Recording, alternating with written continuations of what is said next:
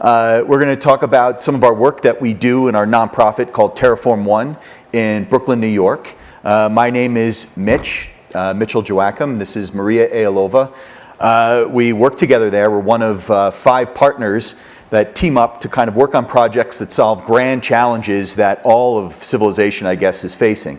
Whether it's population issues or trash, these are the things that we try and work on. We use a little bit of propaganda, sometimes humor, sometimes science, sometimes bad science, but we look to kind of solve some of these big picture questions. So we're going to go through a lot of the work, or not a lot of it, some of the work really quickly, and then leave some time for questions and answers. So one of the kind of the bigger thoughts we have is looking at the future city, whatever that might be, and speculating about its possibilities. And we do that closely with the communities in those particular locales. So we get everyone physically together on a table and we argue over different points of what we would like to see in our neighborhoods. How could we improve them? Is there a way to improve them? In a lot of cases we get to loggerheads. People conflict, have different notions of what they should do. So we never get to utopia, we never even try, but instead we just get to a good place. And actually being good is better than being perfect. So this is one example of some of the models and big projects that we do. We put them together and then they go on tour to various exhibitions, etc. This particular project was called Governor's Hook. It was a part of Governor's Island and Red Hook, which is a really indigent part of Brooklyn that suffered greatly from Hurricane Sandy. We're going to show you more about flooding in a little bit. The other projects we do are about taking abstractions or ideas of cities and giving them some level of visualization so that anyone can understand, or the ordinary person who doesn't have time to do this, can understand what we could do to cities to make them greener, to make them ecological, and to have almost extreme case scenarios of that, so that eventually as we argue those points, they become polemics and they get slightly watered down. So this is a version of New York where we're taking some of the streets and translating them into riparian corridors, bringing streams back into the city streets, dealing with a kind of what we call the salubrious city, or vertical gardens and farms and plants for air quality that are ubiquitously located throughout the facades of all the buildings, and some level of automation, bringing light rail instead of shiny, clunky metal boxes like cars in those areas, etc., and make them really walkable, places that are about livability. These are the problems that we're facing. It's essentially the American value system, and I think we both suffer from it ourselves, and everyone on our team. We were told that there's these big dreams that you should have the biggest possible car, a ginormous house, and eat everything you want without any consequence because science will somehow figure it out for you. And we understand that this goes directly to our chief client, which is the average American, in this case Homer Simpson. And we're not interested in changing the ways of Homer, but perhaps make him think for a moment that there's consequences to the lifestyle he has, consequences to the way he lives and what he does at work, and maybe he can listen to his daughter Lisa or something and perhaps be a part of that change when there becomes a time where you can vote for it. So this is some of our more extreme answers to solving some of those problems. I guess this is how people from Connecticut can visit the countryside. And this is how we solve the problem of multi-generational housing. This is bringing folks who want to keep their suburban home, but visit their children who live in an apartment someplace in the village. And they could park for a period of time, hang out with the kids, and then take off when the tensions start to boil. This next video, I'll let it play. In the next 100 years, we can expect human population to reach 11 billion people. Is this something that is sustainable? The largest amount of people on this planet Earth live inside this circle. We use the Buckminster-Fuller Dymaxion map to take a view of the world and look at the 25 densest cities on the planet Earth. Our Biomap displays population density as a parametric graph on the front. The back zooms in on each of these cities, designed and built and grown inside petri dishes. We chose colonies of E. coli as a method of analog computation. Population density was represented in 2 different forms of bioluminescent E. coli. Red represented future projections of population density, while green represented existing conditions you would find in cities. Biology is technology. We use the dilution method to show the range of densities of E. coli populations in each petri dish. Stencils derived from CAD files would shape the E. coli into specific geometries that would show or display the current conditions in cities. We wanted to move away from the current paradigm of studying population through computation. We wanted a different method to explore how humans might affect the Earth. Cartographers, urban planners, biologists, and architects, all working to think about a map of the near future of human population. So that kind of sums up how Maria and I approach a lot of projects. We work in big teams, and it's a real heterodox. There's no single discipline that's in charge. Scientists, poets, designers attempt to work side by side, communicate as best they can along their different skill sets, and produce projects that we think have the biggest possible missions or problems when it comes to something like the environment. In this case, it was population. And we're going to actually show that at the end in a little bit of detail about how that project worked out. Other things that we work on are kind of small things or medium-sized things that we find affect cities. So in this case, part of my research at MIT before we formed Terreform was thinking about mobility in cities. And this was thinking about new types of cars that might fit the city. And the thought here was the entire 20th century was designed around the automobile. So why don't we think about a technology that can fit cities, that allows people to move around? So these are some of the examples. There's over 40 of them that we had done. So this car is not doing jumping jacks. It's actually showing that it's working omnidirectionally. We designed something called the Xero Car with Bill Mitchell's group at the MIT Media Lab. This is a drive-by-wire vehicle.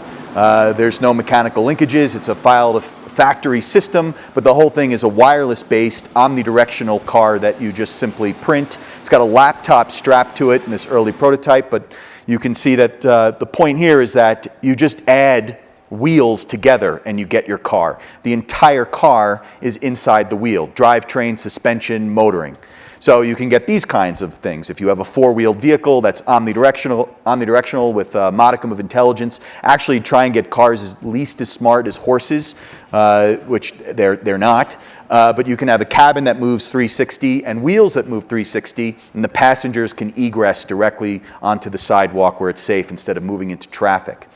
Then other variations on this project, we had won Time Magazine Best Invention of the Year with another version of this, the City Car, also omnidirectional. It's a Facebook on wheels. It's a car that's designed for what cars mostly do, which is over 85% of the time they're parked. So this is a vehicle that's designed to be stackable. The car stands up, the frame articulates, the chassis stands up, and the next car comes in and interlocks like a shopping cart. You can put about 300 of these on a New York City block as opposed to 34 Cadillac Escalades or Hummers or what happens. They're robotic, so you can take the car in the middle of the stack if you choose to. It's a shared ownership model, so you don't own it, but you buy into it like a utility system similar to Zipcar, etc. And certainly we want it to be not always human controlled, just like the Google cars. This is showing that on the surfaces of these vehicles, we can think of what we call social projection. So you can communicate messages on the side, what have you. If you're in Boston, you can have a big sign saying, "I love the New York Yankees." You'll make a lot of friends. Or the entire car can become opaque, and it tracks wherever the driver looks and creates a point of aperture. So this is the kind if you want to be protected inside your car shell. And then changing the materials of the vehicle. Because ever since Henry Ford, he worked on soy-based plastics for a little bit, but we've had sheet metal and all types of metals as the driver for how cars are formed or shaped, especially the bodies. So here's something called the soft car. It's a series of bladders or air quilts. It's completely lightweight as possible, like a beach ball, and everything happens inside the wheel. So this is showing you that we have 6 points of safety in the air bladder seats. In fact, this version of the car was called the Hug and Kiss Lamb Car. It moves like a flock of sheep. It's okay to rub up against a car. They're scuffable, and you can look someone in the face and say, "Ciao." It's totally fine. You don't yell at them. And since they're so lightweight, if it hits your sister, it would tickle her, it wouldn't kill her. It doesn't need to move faster than 30 miles an hour. If you know, recently Paris has created a law throughout the entire city. You can't go faster than 26 miles an hour. You don't need to do that in dense urban cars. These are vehicles designed to fit cities. That is their main function. They connect to the municipal grid, to regional transportation, to subways. They solve the last 5-kilometer problem where that subway ends and you live far out in Queens and you still need to walk in the rain or have some groceries. It's made for 2 passengers, but this is a vehicle that kind of fits the city. So how do you phase them into a working environment? Well, you get a series of these Hug and Kiss Lamb cars, and if they find something like a Hummer, they cluster around it and push it off the side of the road as these cars take over the streets. This is actually where it also is not so much about vehicles anymore either. These are very big batteries on wheels. So a major opportunity is actually in energy. They can absorb peak demand and redistribute charge on the fly. They become a new intelligent layer to our kind of dilapidated infrastructure for electricity in cities. And this is the one that we built. It's in production. You can purchase for 18,000 euros. It stands up. It's omnidirectional. It's charged via induction. That is the president of the prime minister of the European Union in there. It's called the Heroku, and it's just one of many projects that we had put together. This we thought we'd put in because Maria and I don't know, we thought this is another project that influenced a lot of our works. By architect, a friend of ours, Maynard. This is how to deal with sprawl, and I wish we can get something this good, but essentially he's designed these very large-scale robots that stomp on the suburbs, crushing houses piece by piece, and then they shit out a forest of conifers in the back, replacing the concrete and the suburbs with the forest. And this project leads to what this might be all about. It's kind of a neologism or a new profession we're thinking of called an urbaneer. And urbaneer is anybody, really, whether you have experience or not, that wants to enact some level of change in cities. And it's a combination of 2 really fantastic people. It's Jane Jacobs, who is the power of the pen, the community activist, the person that wrote Death and Life in the Great American City, who's all about kind of creating a grassroots level change in neighborhoods and stopping big projects that destroy wonderful, glorious, historic neighborhoods. And it's kind of a combination of her alongside her nemesis, which was Robert Moses, who is, I guess, is known as to be a total jerk and an actual racist, but he would get massive projects done. So he had the top-down power, as a power broker actually, to get major highways finished, bridges, tunnels, housing projects, swimming pools, parks, everything kind of finished. But he really didn't care about the community. We actually had this thought that the 2 of them were secretly lovers, while they were arguing in public, and the condom broke or something, and they actually produced a love child, which would be Frederick Law Olsen. I know it's not accurate historically, but Olmsted combines both of their powers. He was someone that invented the New York City Parks Department, invented landscape architecture. He had a keen understanding of neighborhood, but he also wanted to bring fabulous productive green spaces to cities and really combine both worlds really well. So he became a kind of a founder for kind of the work that we're doing.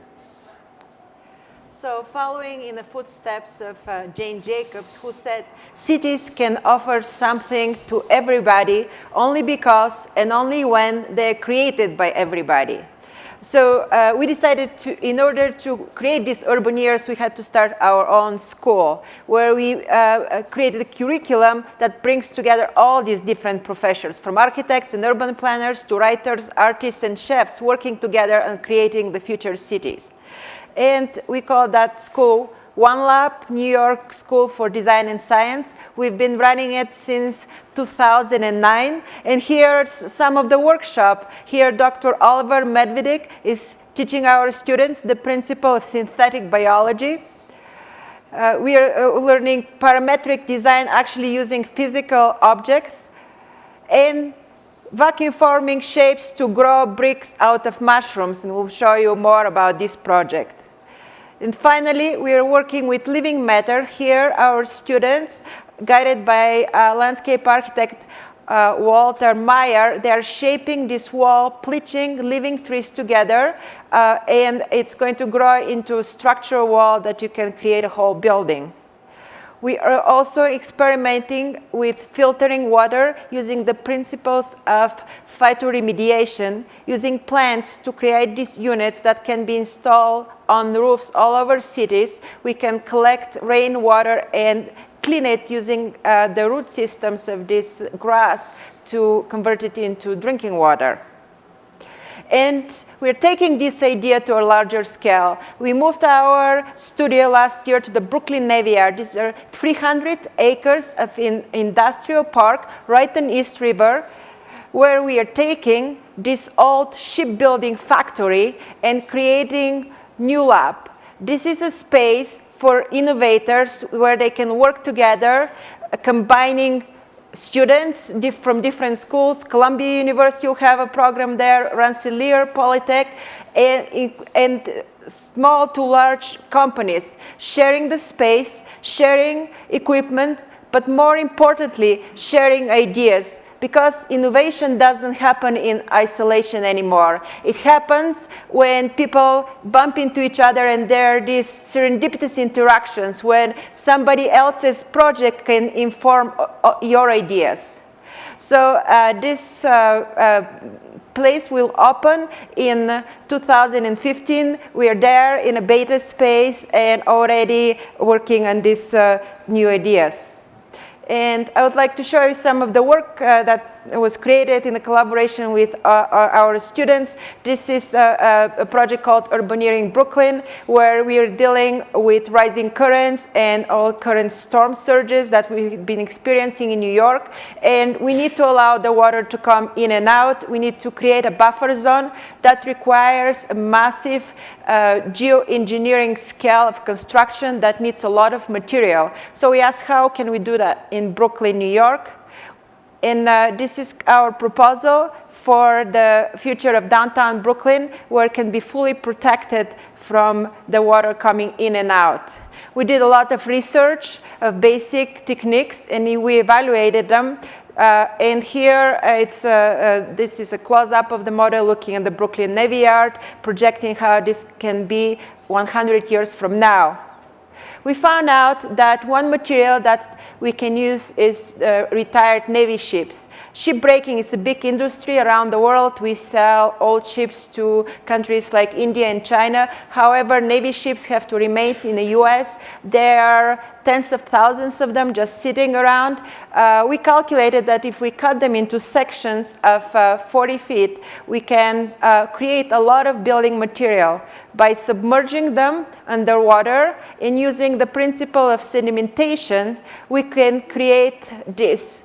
It's a constructed wetland that will build slowly over time. Maybe we'll have ships there, who knows? And finally, in 100 years, this will be a new park protecting here Red Hook, one of the poorest neighborhoods in Brooklyn.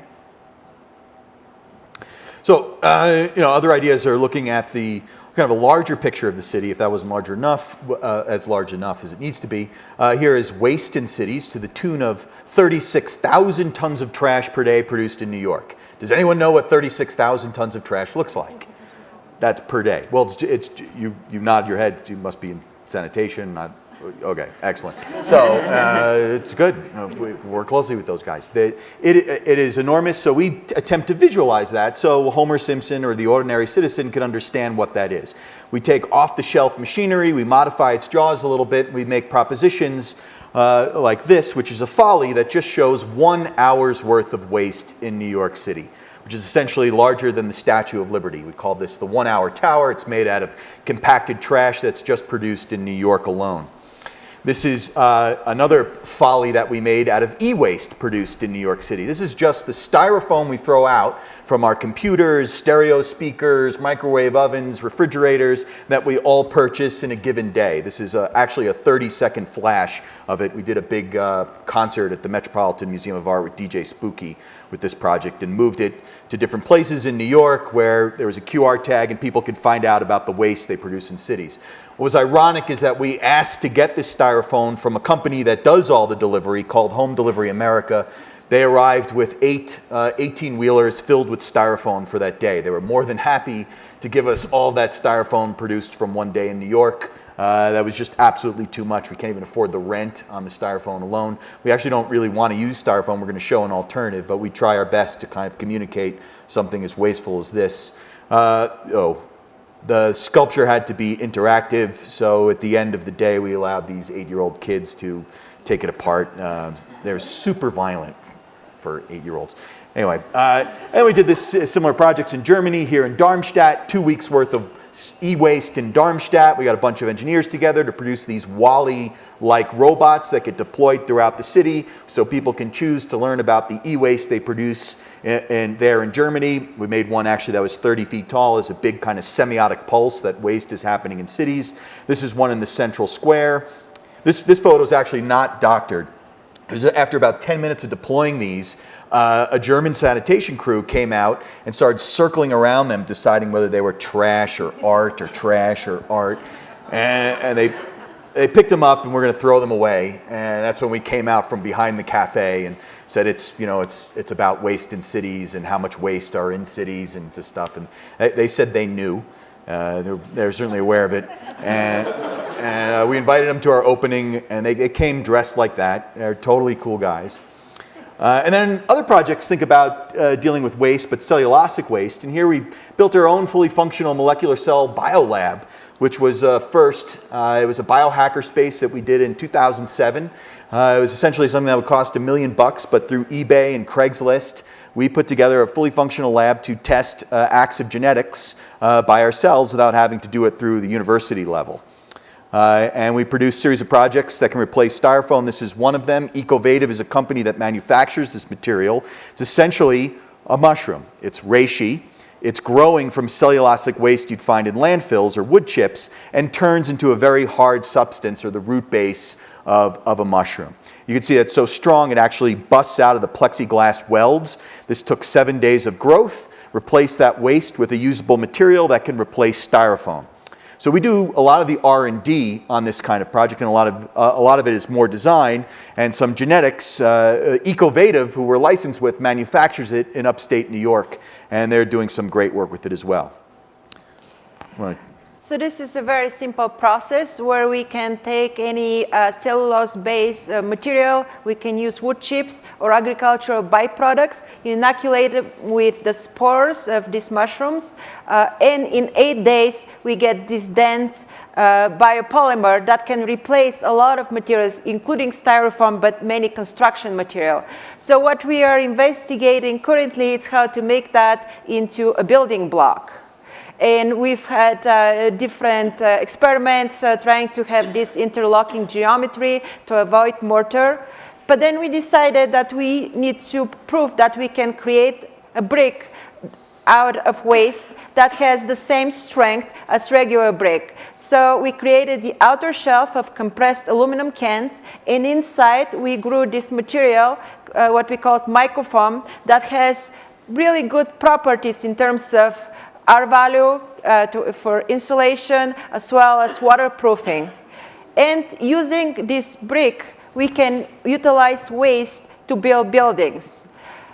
We calculated that we can build a small shop with in, let's say, Sao Paulo, Brazil, using a micro loan of $500 when we can teach the local population how to use waste.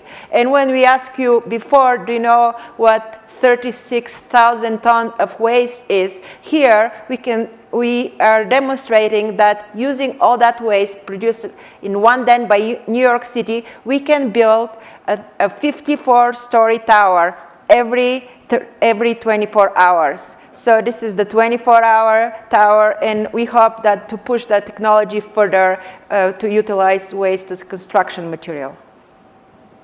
And then we want something that was a little more practical than that kind of propaganda piece. We thought, well, you know, this is really great. What's something that anyone can understand would be a good use for it? Well, everyone understands chairs. We're all sitting in them. So we thought of a project called the Gen2 Seat, which we entered into the International Genetic Engineering Machines competition, and it rethinks the industrial design processes that go into making chairs. So here we have the 19th century kind of chair, which is bespoke, custom-made, handcrafted, manufactured objects. There's a deep connection between the maker and the actual artifact, and those were the good days. And then we have basically the 20th century, which you know, I'm in love with on some level, but produced unitized volumes, mass production, plastics and metals and spectacles of connection, etc. The Bauhaus and major groups and industrial leaders were thinking this is the only way to go, and this is the kind of chairs we're still producing this day. And IKEA is probably one of the best examples of that. And then here's a 21st century chair. It's one that's grown in vitro. It's grown in the lab. When we're done with this chair, unlike an IKEA chair that you just throw into a landfill, this one you throw into a garden and it feeds millions of other organisms. It's part of the web of life. So here's some assembly of that chair. We're using a novel biopolymer that we worked on, combining previously the mycelium or the mushroom base with another product called Acetobacter, which is another type of bacteria-expressed cellulose. Suzanne Lee is a fashion designer that often uses it. She's a really good friend of ours. Essentially, it's using kombucha tea, sloughing it off after it kind of sits in a bath, and you can make clothing out of it. It's really great. It's actually, we combined it with the mushroom, here it is, fusing together to make a chair product. And it has a hydrophobic property. So we kind of designed what that chair would look like. Here's some of the parametric modeling for that. Here is a version of that chair. Here's my daughter sitting on that chair, showing that this would be super great for kids. It's super clean. It's a part of the environment. It's a biological chair. The form of it is a bit problematic because, you know, we can make it into any form based on the molds that we use. So if we're going to make a truly biological chair, we would actually have to go back millions of years into history, have thousands of species of chairs crawl up out of the water or some primordial soup, fight each other for territory and other mates and for food, etc., until one dominant species becomes that form of chair that we would all use. So we didn't actually do that, but that would be a process that we can think of and do that computationally. This is a chair you can eat, like Crayola crayons, so it's okay if little kids eat it. It tastes terrible, but it certainly wouldn't harm them. And this is another shot of our biolab that led to another project looking at tissue engineering, which was another form of regenerative medicine that we want to also use to kind of bust out the industrial design processes that we have today and make things different and make them truly organic. Not organic in your grandpa's sensibility of organic, with Frank Lloyd Wright talking about glass and steel, and the Guggenheim is beautiful, but it's not organic. This is really using processes in architecture and industrial design that are organic. So here's one of the systems that we were using. This is extracellular matrix from pigs, printed on a modified inkjet printer. We teach classes on how to do this. Makes things commonly used in regenerative medicine, in this case bladders. They're grown into a very specific geometry, and they're shaped. They're essentially flesh, and then they're inserted into a patient that has cancer. You can replace cartilage in a knee. You can do it for parts of a vagina. You can do it for almost anything that's just flesh. They're actually making some of these things now into hamburgers. Andreas Frock has a group called Modern Meadows, produced a $300,000 hamburger because he was controlling the geometry on a cellular level, so the taste and the texture and some hemoglobin output would really taste like hamburger. We were thinking we can do all kinds of things with this material, make belts and handbags and shoes that were victimless. No sentient creature was harmed in the process. It's just cells fitting into a geometry. One of the propositions that we thought the biggest possible one was thinking about a house, knowing the limits of the equipment because we built our own lab and some of the equipment in it. We thought of a home that we named the in vitro meat habitat. This would be a home made out of regenerative medicine techniques. We wanted to do this to show the limit and the size of the equipment and how far we could go with such a project. This is kind of another view of it. This is the one that we grew. It's about the size of a football. It's certainly not cost effective at the moment to use it, but you can, to make a full-scale house. But if we didn't go through this process, we would never have any clear understanding or comprehension on how to scale this up. Its better uses are for brise-soleil or acoustical tiles, etc., than just making a house out of meat. But we thought it was really fun and kind of Frankenstein-like. And we had a big show in Prague where we put the house of meat in front of the cathedral so religion can confront our strange project. Then another project that was less, I don't know if it's crazy, but another concept that was absolutely organic was not manipulating nature, but nudging it. This is called the Fab Treehab. It's taking a gardening technique that's 2,500 years old called pleaching, grafting an osculate matter to form one contiguous vascular system. So essentially fold up the landscape to make dwelling units or homes for people where there's no distinction between the landscape and our homes in the suburbs. So this is essentially taking vines or semi-epiphytes or woody plants and grafting them into shapes that are usable for people. We use scaffolds with computer control that get printed out, shape or train the vines, nudge them into place, remove the scaffolds, and we have one of these particular homes. It takes about 10 to 12 years to grow some of them, but you can grow an entire village of these homes for thousands of families. That doesn't have a zero impact or an efficiency gain on the land. It actually has a positive contribution to the ecosystem. It gives back to, I guess, the 150 years of pollution that we've created. It helps the carbon cycle, it supports it, produces oxygen. It's an amazing technique to think about how we want to create a system that symbiotically connects with the Earth's metabolism. Now, people also have this incredible sense of affluenza and this kind of sense of immediacy. I want my treehouse now. Here's a zillion bucks. You say, no, we don't want to use genetic modification. You need to have a bit of patience for them to grow, and it's very difficult to find people that are patient. Yet, people will wait 12 years for a bottle of scotch. I don't understand why they don't want to wait 12 years to grow a home that fits into the environment, but there's some precedent for that. This is showing various versions of this home. We are now in production of something called the tree ball. Might have to rename to Tree Sphere, but it will be a home that you could buy instantly. We'll ship it to you. It's a 12-foot sphere, much like that kid is doing outside rolling up the hill, but it's made out of all living trees, and you can put it in your backyard, your patio, on the beach, or buy 4 of them and have them cluster around each other. Okay, and then I guess this is the last project we're going to show, is really one of the first ones we already show, but it's an in-depth view on some of the grand challenges that we've taken on to solve big problems in the environment, to do some of this kind of combined thinking. So this is looking at population growth, which we think is the biggest problem between the developed world and the developing world. In about 100 years, we expect it to increase to 11 billion people. I do not know what we don't know what 11 billion people looks like, so we produced a map of the world where all cities and all nations were one, just population and the density of that population, so we can register that almost at the level of an instant. And this is showing the population growth projected for the next 100 years, the intensity of that growth. Actually, inside this circle shows where most people live today. They're inside there, and that's going to continue to happen for the next 50 to 100 years. It's mostly Asia and India. We used the Buckminster-Fuller map to help divide up the world into different segments and to points to calculate the population growth in those areas and produce this biomap of the world. This is kind of zooming into an area of India. The deep red lines are where we'll see the most intense growth of population happening, and it's just accelerating. And there's other areas that are shrinking: northern Russia, parts of Europe, middle of America, etc.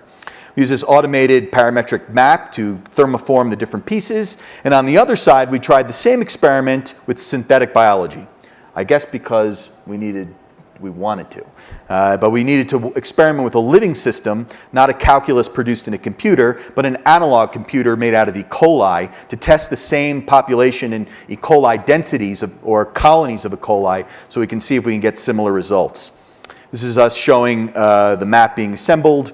That's my wife pregnant over there in the corner, so population was definitely on our mind. This was kid number 2. This is showing the map over here, and I think Maria and I were both super in love with these components. They're actually quite beautiful and crafted well, even though there was a lot of computation behind them. This is showing the back of the wall where we inserted the petri dishes of the world's 25 densest cities. are projected in the next 100 years, showing more parts of the front. Showing the microscopes. We had 25 USB microscopes on each one of the E. coli colonies. It's been installed in a number of shows. It's now at the Venice Biennale. This is showing an area that's shrinking. This is where the Petri dishes get inserted. That's showing Istanbul in 2 states. The green, genetically modified bioluminescent E. coli is the existing population colony count of Turkey today. And then there is the extended projected one, which is in the purplish red, which is what we'll see Turkey growing into in the next 100 years. This is designers and scientists trying to figure out how to map E. coli onto specific plates of geometry, showing that it is genetically modified and bioluminesces. This is crazy experiments we tried to draw with it. We used pin boards, we used Q-tips, we used knives, what have you. We even made a modified 3D printer that we injected with a syringe. So the entire culture of industrial fabrication was on this side, and the entire culture of medicine and biology was on the other side, which happens in the syringe. We collapsed them both into one device to hopefully make it easier to draw out these different pieces. These are the 25 densest cities on the planet Earth. These are the ones that we grew to those exact geometries in 2 different states today and 100 years from now. The same colony count.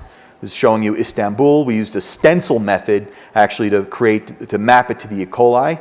And whoops, did that just die? No. And this is just some shots of the back showing the different microscopes mapped to the places that are on the world.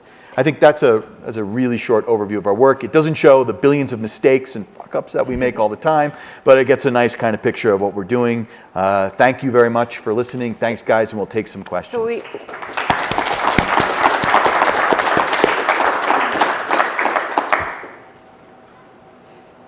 Do you want to say something? I was going to say that we hope that this research can contribute in making the world work for 11 billion people without causing damage or disadvantage to anyone. So that's our goal.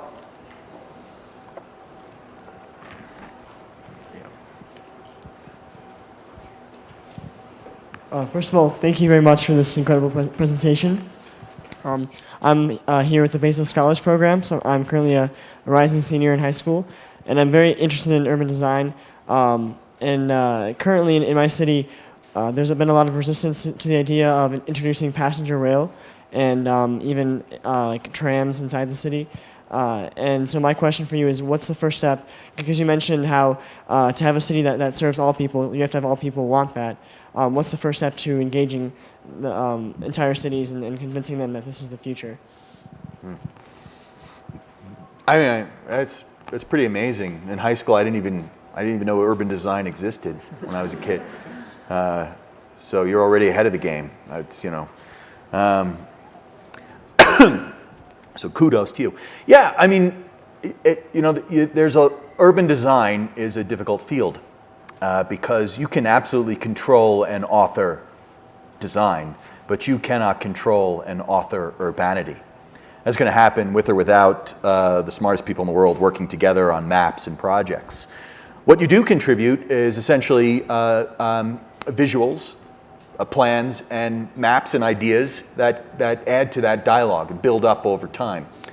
And I think you should accept that it's not one of them that's going to be implemented exactly that way, but that it's a voice amongst many that work on an egalitarian-like level so that a project happens and works in a way that eventually reaches fruition and makes sense for all parties involved. Maybe Albert Speer was probably one of the few people who were able to do urban design with directly one client and didn't have to worry about what other people thought he was doing. In most cases today, you work in teams. So learning how to do architecture, these are people with maniac egos together in big teams is super important when it comes to urban design. I think urban designers are much more sensitive and don't have the same kind of ego or need to get their beautiful gem-like buildings shown. More interested in thinking about ideas about transportation and alternates to that. And part of your job is communicating to anyone, firemen and nurses and school teachers, what those options are. Options that are technologies that are available for 30 years or more, maglev trains is an example, and we have them in China, and talking about the numbers, the economics, the scale of the implementation, and what the big benefits are for doing something like that. And then looking actually for the low-hanging fruit, the kind of softer ways you can make approaches and make changes that has a kind of a deeper logic with getting something done at a quicker pace for less money. You can also think, I mean, there's all different scales of working, but I think your domain is essentially in communication about the possibilities, because people just don't spend enough time thinking about it. Maybe for a few moments in a movie where Tom Cruise is, killing aliens and there's a brief view of the future of London, but then it gets eaten by an alien. And so no one really has time to say, wow, wouldn't it be great if a bridge was there over the Thames? Well, yeah, so part of what you're doing is to think about how you can communicate things that happen in neighborhoods and regional scales, and also realize that little technologies like this have enormous effects on urban design. It changes cities. It just takes a different level of time before they're affecting. So, well, actually, I'll explain that.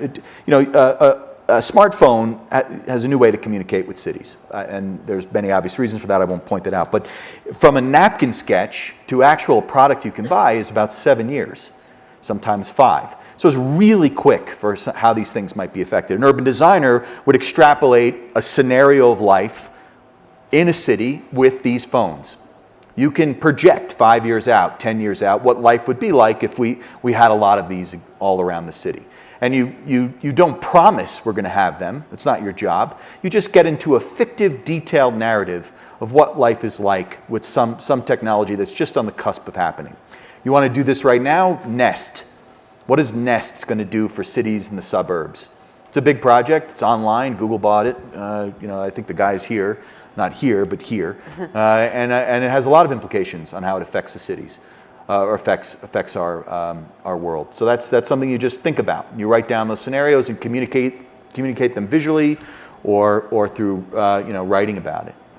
But involving the community also, it's important. I mean, we do a lot of work on behalf of community boards in New York City because they don't have the ability to express their ideas visually. That doesn't mean they don't have ideas of what their neighborhood should be. So working with them, involving them in the design process, it's very important. And giving them some of the tools that they're lacking, especially visual tools, can help, that process.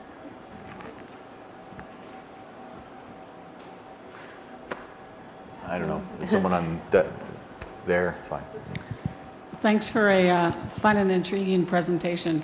I'd be curious to learn how you guys are thinking about feeding the growing population in urban areas. You sort of alluded to a couple of things, but perhaps some more detail. Yeah, that's a great question. Food is a big project. Getting food in cities is enormous. We had one of our biggest failures, which we don't show, is a project called Insectopia. And that was getting all the protein New York City would need within its geopolitical boundaries produced in the city of New York, in green spaces there, and attic spaces, and on roofs and everywhere. And we would all be eating insects as a source of protein. We won't have any transportation costs, etc. It was brilliant on some level, but a miserable failure on another, because you didn't want to eat them, and I didn't want to eat them. None of the researchers wanted to eat them. And no matter how we thought about those future scenarios, nope. But that was one project. Another project is looking at the reality of how food gets to Manhattan. Some of the freshest fruits go directly to areas downtown, like Wall Street and the Upper East Side first. Then they actually go to some of the the Upper West Side, and then the nicer middle class neighborhoods, then parts of Brooklyn and Queens, and then after 5 or 6 days they go to the Bronx and Harlem. And I don't know where Staten Island gets its food from, but it's you can trace those maps and you can see a massive social injustice. So de Blasio, our new mayor, is much more concerned about equalizing that system, building a sense of equity in New York, and thinking about food distribution that's equal for all folks. So that's another kind of infograph or informatic study that we've worked on that would do something like that. And then I'll mention Dixon. I know you want to say something. We have a very close friend, Dixon Despommier, who wrote the book Vertical Farm. He's a really good friend. We're actually trying to work on another book now, but that's growing food inside cities in vertical farms, which is a favorite project of all of our students. It's just like we'll have a studio on breaking ships, and there'll always be one person that's going to do vertical farms because they just don't want to do anything else. People are obsessed with this. Farming vertically, we've experimented with it at full scale. Some of these walls that are roughly about the size of this beautiful diorama in the back take 60 gallons of water per day. And at least twice a day, maintenance and pruning. Even Patrick Blanc's beautiful projects in Paris, these beautiful green walls that are just decorative, not producing food, but they're decorative. They have some air quality effects, that's true, but they're mostly decorative, are enormously difficult to maintain. Plants have, they have a very kind of consistent response to gravity, and they like growing in a particular direction. But you can do it if you produced farms for food. There's a great example, the Brooklyn Grange near the Gowanus, where Whole Foods came to Brooklyn, and it was the most screwed up thing I've ever witnessed. I went there with my kids and my wife, and we saw a guy parking his electric car in a parking lot in Brooklyn, filled with solar panels on the roof and wind turbines. So the electric car in that was going on. It was remediating the landscape from the Gowanus, and on top of this suburban Whole Foods in the city was the Brooklyn Grange. They were growing their food there locally. So all this urban farming we've been experimenting and studying with, from skylights to windows to walls to streets, etc., it exists in Brooklyn. The crazy thing is we've always mostly seen it in renderings, and usually it's in Portland, Oregon. So it's kind of like the dream of Portland happened in Brooklyn.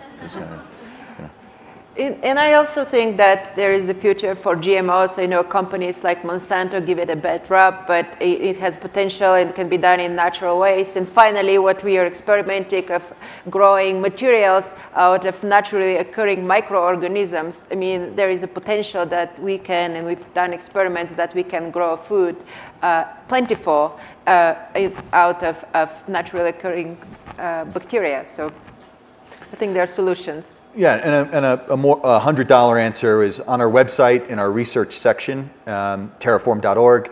There's something called BIA, Building Integrated Agriculture. It's a wonderful chart that shows the benefits and constraints, both financial and the amount of food you can produce in all different areas in an urban space.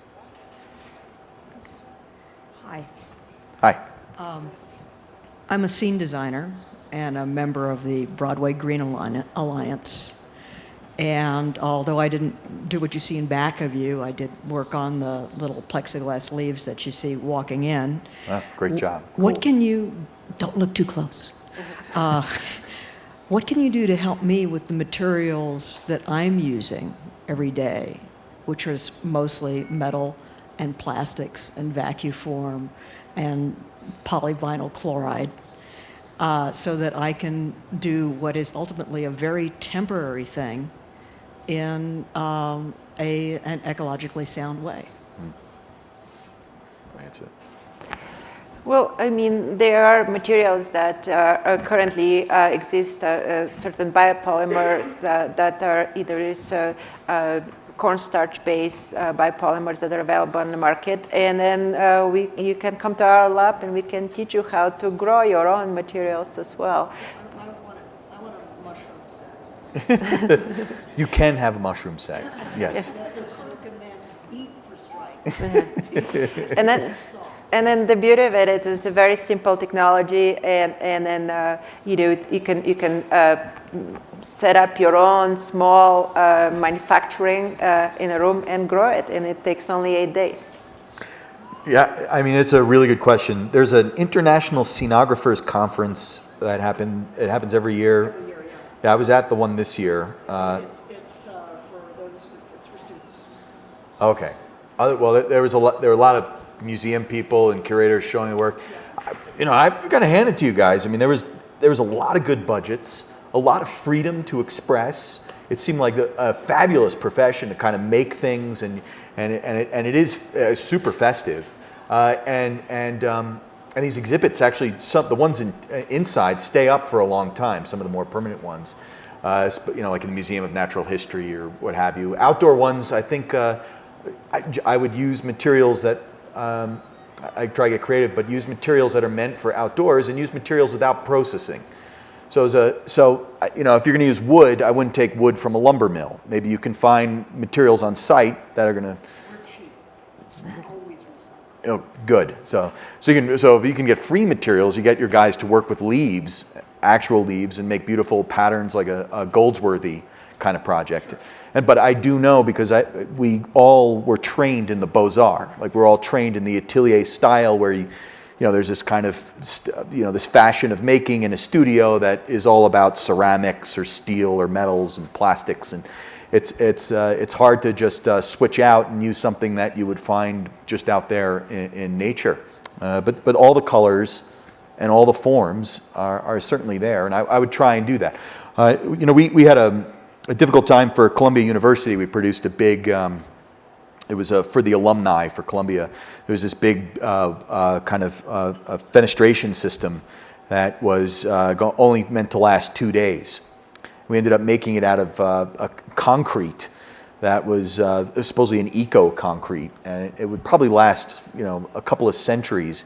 It was a huge argument between the organizers and the designers, us, because they simply wanted it out of this concrete because it was one of the sponsors.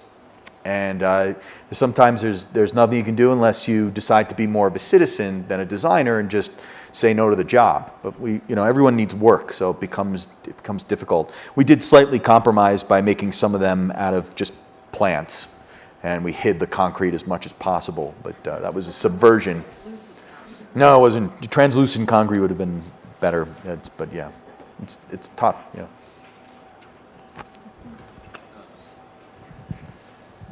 Have you ever done work with K through 12 schools, and what has that work been?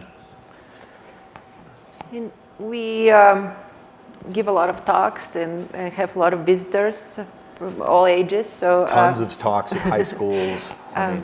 we also work with interns every summer. So we have had over the years high school interns, just because you have to have a certain level of knowledge. But we've been able to integrate them to work side by side with the other research who are on college and graduate level. So it's been very successful.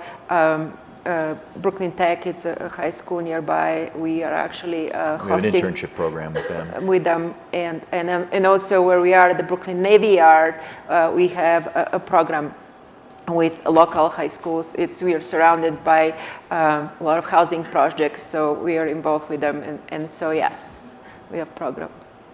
Yeah, I mean, and it's a really good question, because for our intern programs, actually design research programs, there's really it's a very horizontal structure, because there's no generational seniority. Some of the old schoolers that are involved work just as well with a 16-year-old. It's got a lot of gumption and creativity, and since everything we're working on has no precedent, we're all coming to the plate as equals. I mean, the partners serve as referees or coaches, so that as the team researches together on a project, we make sure we know we can deal with the logistics and the direction and keep the overall message or signal clear. But everyone kind of works to make something funky. And yeah, we don't, some of the guys coming out of Brooklyn Tech, these kids are better coders than the guys I went to MIT with. I mean, there's just really nothing I could teach them. It's, I don't even know why they go, well, they should go to college. But there is, yeah, we definitely have other partners talking to folks like that. We also have homeschooler kids come to visit us, and special needs kids come and see our labs also. So we're a nonprofit, so that's kind of what we do. Hi, I'm just wondering what kind of response you've been getting from commercial and real estate developers in terms of adapting to and investing in these technologies in the near future. Yeah, that's a great question. Well, when we produced one of the Navy Yard projects we showed earlier, that led to a connection, who's a friend of ours, developer, led to a $46 million grant that we got with this group to put together the creative class in the Brooklyn Navy Yard. So that was a very kind of direct link between what development's doing and what the groups of people we're doing. I mean, we're essentially makers, or hackers is another term. And we were in this crazy 7-story building called the Metropolitan Exchange next to the Brooklyn Academy of Music. And they saw what we're doing and said, we would love to have you guys, for even cheaper rent, go to the Brooklyn Navy Yard and help transform that neighborhood because it's dead. It's been laying fallow since the Korean War. And the whole neighborhood there is in a state of collapse. And we're totally fine with that. Other folks come to us to kind of, they want to finance specifically projects, and they have a better sense of how to sell or productize certain things. So we've been very, coy about some of the approaches to making some of these things into a product. One, because we're a nonprofit and we do research, so we're not supposed to be out there making stuff for profit. But we could do some of that, especially if we find something that really sends the right message, that's got 10 years of thought behind it, and something that we think would benefit a whole bunch of folks. But you never can tell until you release it into the wild. Like these chairs will be manufactured, I think, 2015 for the Biennale in Chicago. We'll see how that works. Thank you so much. Do you have any thoughts about which technologies or approaches you like for delivering energy to some of these mega cities in the developing world that you were talking about? Yeah. You want to hit that first? Well, yeah. Sure. I think there is not one single answer. I think first and foremost, we need to reach a global agreement on energy, and of course the focus should be on renewable energies, but this technology is still under development, so we're not there yet in terms of the efficiency and cost, but it's getting there. So, but while we are further developing it, there are other answers, and for some of the developing world, clean coal may be the immediate answer, and that's a technology that it's currently under development. I know in China they're investing in it. So it's more of a combination of thinking globally, saying we have no choice, we have to address clean energy, and there are many answers. In the combination of it's where the solution will be. Yeah, I mean, we have many different voices on this, and we fight about this behind the scenes. I totally wouldn't do anything in clean coal myself, but I understand China is a big factor. I find that the only thing we can do is we know we can work with renewables. It is the only choice. Period. It's just a matter of how and when that happens. There's blue bridge systems such as natural gas, and T-Bone Pickens, who invested a lot in wind turbines and got burned, but then moved to fracking and getting natural gas, which does replace coal and does stop nuclear, but it is not a long-term solution. It's a 20-year/50-year solution. Biofuels have promise. I think Paul Gilding, former CEO of Greenpeace, would probably say it better than we can, which is we need a big ugly crisis. Something that will get America to retune our entire grid system within a matter of a year or so. If we see what the real consequences are, certainly on our pocketbooks or wallets, as well as the environment, we'll just change it, because we've done that before. The Japanese invaded Pearl Harbor. It was 5 days for Congress to shake hands and forget all of the crap they've been arguing about and retool the United States for the war effort. So, and that was because it was an emergency. If there was a crisis and the BP spill, Valdez wasn't big enough, and I do not hope for these things to happen, but in all probability, something like it will happen. We can see it, get a visceral connection to that amount of death and destruction, or can see the arc of where it goes. We can all move to civilization 2.0. But until that moment happens, the energy thing's going to be a long trickle. There is a project in Europe where it's sourcing renewables run by Rem Koolhaas, based on where you are located in different hemispheres on the Earth. So you get your sun from Africa, you get your wind from the oceans, you get your biomass from Central Europe, and you trade it freely without borders, without taxes, without governments kind of getting involved. You trade that renewable grid freely between each group. And that way, if one place is in darkness, someplace else is getting it from wind power or geothermal or what have you. And the whole Earth theoretically can do this. And we've known this for some time. Buckminster Fuller and others are doing it. or I mean proposed it first. So it is there. The plans are all there. It's the political will to create that change is not exactly there. And to get that going, you need some adrenaline. You need a real kind of reason. And so that's I know that's not the most satisfying answer, but I think that's we've been talking about changing energy definitely since post-World War II. I mean, the New York Times had its first article in '53, I think it was, on climate change in relation to energy. Rachel Carson's been talking about it. I mean, there's I think it goes back to Hiroshima by John Hershey, the first time we realized that nuclear power was so dangerous. And he gave us this detailed account of the destruction of all of nature. The first time humanity can destroy everything we know in nature was described in that book. And that scared the living crap out of everyone, which stopped the proliferation of nuclear weapons to some degree, and also not building any more power plants, although we do need them. Stuart Brand has also said some interesting things about energy. He said, we're gods, we just need to get good at it. And we need to be really smart about how we use that energy so we don't destroy the earth around us and we don't instrumentalize nature. Because that's the worst thing to do, is just look at these fields and think, oh, they're all for us, and we're stewards, and we're gonna extract from nature what we need, and it's for humanity, and we'll replace what we damage, kind of thing. Nature has an innate intrinsic value that goes beyond probably our own consciousness, and to just use it as an instrument for our own means is not a good idea. And there's more on Paul Kingsnorth and this group called the Dark Mountaineers are also against neo-environmentalism and how we use energy. And I will shut up because I'm a professor and I'll talk too much about these issues. But I think we're out of time. I think our time is up. Yeah. Thanks very much, guys. Thank you. Thank you. It's really cool.